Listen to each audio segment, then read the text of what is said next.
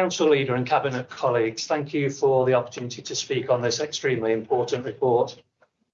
As I believe all administrations of government at any level should provide value for money services in principle, I support the Council's financial arrangements to ensure value for money for the taxpayer.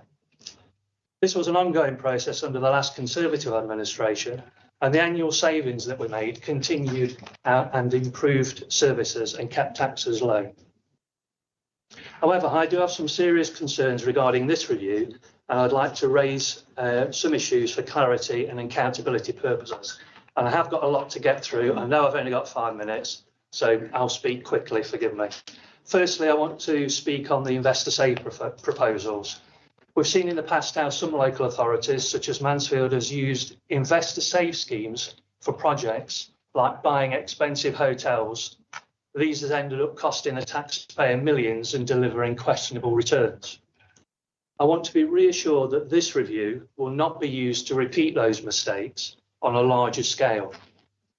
Therefore, what does investor save actually mean in this context? I would like you to provide examples of what successful schemes might look like. For example, what annual returns on investments would deem to be as successful. Will these projects be transparent, properly scrutinised, evaluated, and then the returns made public? And most importantly, who will be accountable if they go wrong and do not provide the returns required? I'd like a reassurance on behalf of all residents in Nottinghamshire that this won't become a backdoor to risky capital spending under the guise of savings, and that this administration will not be gambling with taxpayers' money. Next, I'd like to turn to the protection of public services. Firstly, I'd remind Cabinet that we as a council provide many statutory services to residents, including adult social care, education services, housing services, waste disposal and others. Next, I'd like clear assurances that key services will be protected from any so-called efficiency cuts. These include our libraries, our youth services and the protected bus routes.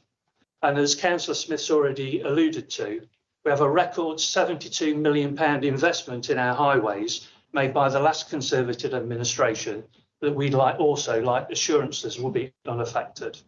These services are vital to our community, and if they are under threat, residents deserve to know.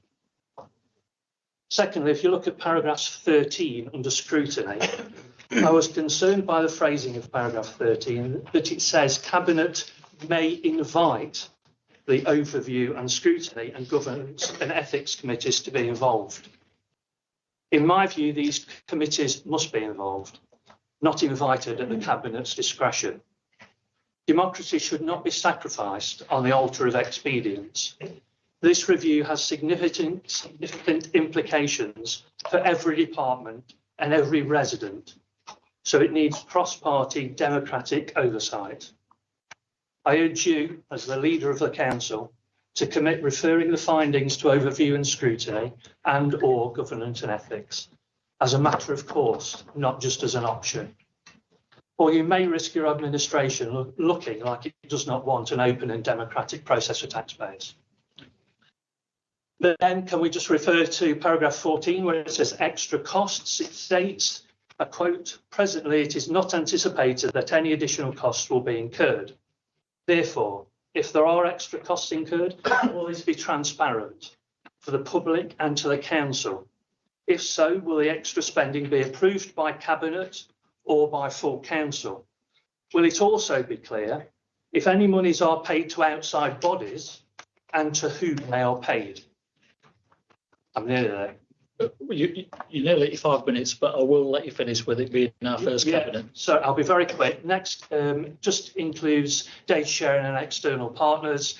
Please ensure that we are very transparent, that all data used complies with GDPR, sensitive data will continue to be protected, and the terms of the data sharing are made public. In conclusion, in short... You don't have to rush it. I'll give you another minute. Thank you. I support the intention to find efficiencies and improve value for money, but we must be open, transparent and accountable in all that we do.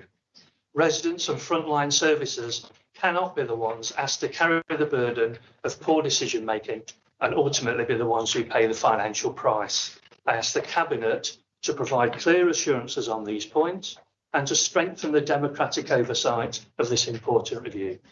Thank you. Thank you. 4 minutes 56 seconds.